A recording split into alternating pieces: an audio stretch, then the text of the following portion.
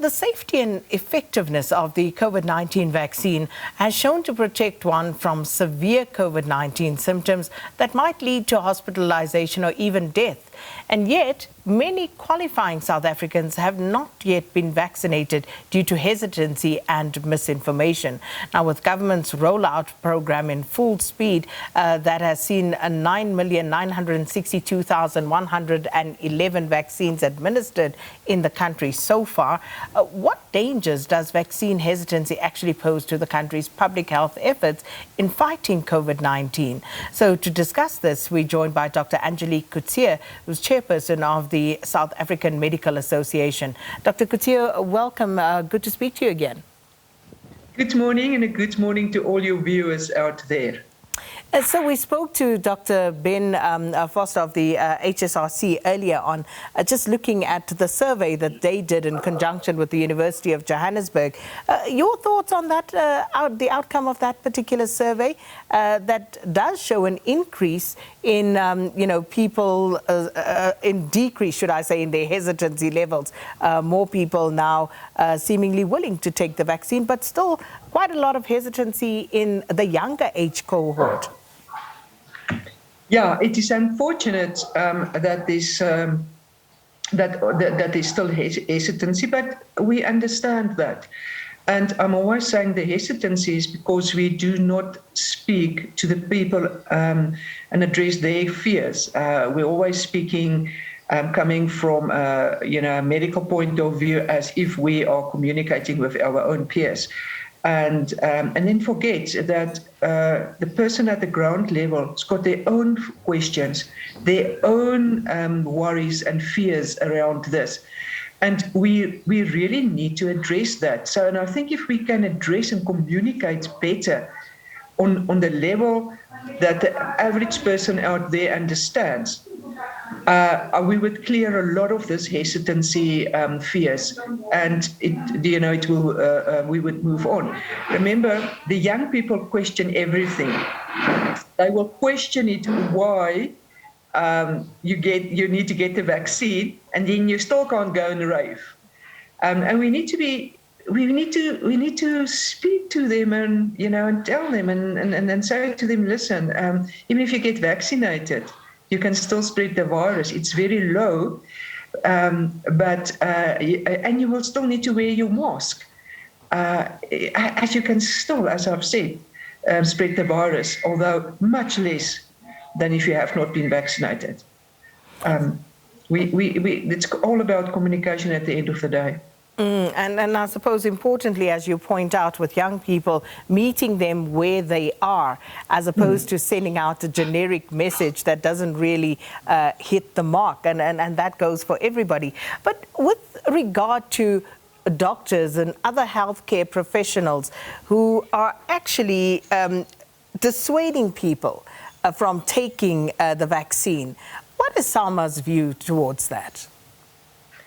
Well, we have taken a very strict stance around that, and that this is not only because we can, but it's also to try to get the message out to our healthcare workers and doctors to say, please, you are falling under a different ethical rules and obligations with the HPCSA. You're not the same than the person in the street. You're not the same than the pastor. You're not the same than a lawyer. You have an ethical obligation to give the correct information to patients, and patients needs to make the decision based on an unbiased view, with backed up by good medical evidence. It's also very heartbreaking if you have a doctor that's not been vaccinated, that's against vaccination, and you get him in ICU and you have to tube him or ventilate him and he dies. We recently had a very prominent doctor who wasn't vaccinated, and there was no reason for him at that age group. He still had such a lot of knowledge to give back to the community, but he didn't believe in vaccines. So it makes it extremely difficult. Also difficult because these are people that we expect to be in the know. These are people that we expect to answer our questions as healthcare professionals, Dr. Coetzee. And when they start questioning the safety and the efficacy of vaccines, where does that leave lay people? Exactly. It leaves lay people to start to think doctors can't even decide on what's the right approach. Doctors can't even answer my questions. Doctors some of them don't even want to get the jab themselves. So who do I need to trust? Do I need to trust my GP that's my GP for 20 years who doesn't believe in the vaccine? Or do I trust someone like Dr. Coetzee that I don't know and that say I need to take the vaccine based on sound evidence that's out there? Who do I believe? Or do I believe my next door neighbor who is sending me all these misinformation, making it much more interesting than the boring messages that people like Dr. Coetzee is trying to send out? So it becomes very, very difficult. And therefore, I need to remind the doctors again that you have an ethical obligation, and we're still falling under the Disaster Management Act. So we need to make sure that we are in line there. As a doctor, you will be held liable for whatever views you expressed. And that patient or the family sue you or report you to the HPCSA. Any such cases that you're aware of at the moment? Yes, there are cases that I'm aware of. Even around ivermectin, there are cases. Unfortunately, if you haven't followed the protocols that was clearly stated in the case of ivermectin by SAPRA, we cannot really defend you. It makes it extremely difficult, and it's very sad. Some of the doctors really believe that they were doing the right thing. Yes, it's not wrong to prescribe the ivermectin, but you have to follow the protocol, and that's where the problem starts. So the law is not interested in your own personal beliefs. The law is going to ask you what was the guidelines, and unfortunately, around that, you will be judged upon, and not your personal beliefs. And that's very sad, So we try to protect actually our doctors out there by now starting to remind them, please make sure what you say, even on a platform, even if it's just to your patient, that might be on the media platform, that might be forwarded to someone else. And how innocent your message were, it can become against you. And how are you going to defend yourself? It's very sad. And of course, the health department, Dr. Coetzee, they've also indicated that there seems to be a low number of males coming forward to be vaccinated. So let's talk about that.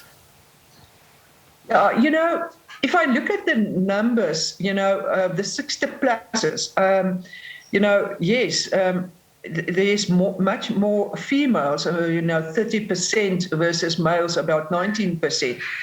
But the question that someone will also ask here is how many females are there above the age of 60 and how many males? Because we know that the females outlive the males.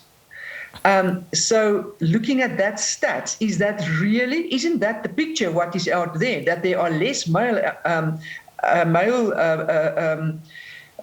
applicants or male patients out there above the age of 60? So we also, I'm a bit dubious about that. And if you look at the others, 50 plus 11% female, 8.4% male, and the 35 plus is 14 versus 10. So traditionally, females in that age groups are the nurturers. So females go to the doctors. Females normally will take the children. Females will normally make the appointment for the husband. So while the husband is the provider, so we also need to make sure that we understand the logic around those figures, and maybe it's not all males that doesn't want to go, It's just, if the wife hadn't made an appointment and take him by his hand to go for vaccines, he will not go. So, this behavior as well. It's not that maybe that they are reluctant. And that also brings to the fore the other question that I suppose we've been grappling with, and that of taking the vaccine to the people instead of expecting the people to come to the vaccination sites. Yeah. You see, we have said right from the beginning, you have to involve what I normally call your pharmacist at the corner, and you need to involve your general practitioners. But they made it so difficult, for general practitioners to be part of this vaccine program and rollout. It's really the red tape. It's mind-boggling. So, and then the question is, is it actually that much necessary? There is much easier ways to get the vaccines to the people by using your existing infrastructure, but by putting all these difficulties in place makes it extremely difficult. So that's the one thing. The other thing is, I have also said right in the beginning when I mentioned the EVDS system, I've said you have to understand the average South African doesn't make appointments. If you go and look, especially in your townships, it's walk-ins. So you're going to have difficulties in getting people to register on the EVDS system. You must make it extremely easy for them. For me and you, it's easy. We know where it is and we know how to access it. But it's not that easy for everyone else. And we think each and everyone can read very, very well. We have seen what our scholastic measurements are and outcomes are. And there are people with dyslexia, and there are people who doesn't have access to any social media type of thing. So we need to make it easy for them. And we also need to make it easy for the person who needs to travel to these vaccine sites. I have experience of my own family where we got my family got allocated to vaccine sites. That's very far from my home, while there are places near. So I don't know how these systems are working, and that also puts a burden. And then just finally, with regard to that, again, that survey conducted by the HSRC and the University of Johannesburg, looking at the 18 to 24-year-old cohort, again, and you spoke about meeting them where they are at. They are expected to be registered before the 1st of September, or that sort of time. The EVDS system will go live for them. Again, what's your view in this regard? Well, we should not have restrictions on, we should open it up from 18 years upwards, and we need to look at special considerations between the age of 12 and 18. In the end of the day, remember, we need to get the message out at the right level for the right group. It should be their choice, but we must make sure that it's an informed choice and get all the clutter out. So it's my personal belief, do I think the 18 to 24-year-olds are going to jump? I don't really think so. It's not, they are a different breed. They think differently and they question a lot. So if questions are not being answered, you're not going to get a huge spike of youngsters going for the vaccines. Yeah, they will go, but you won't see what you wanted to see. Dr. Coetzee, always a pleasure speaking to you. Thank you so much. Dr. Angelique Coetzee is with SAMA, and she was talking to us about vaccine safety and why we're still dealing with vaccine hesitancy in our country.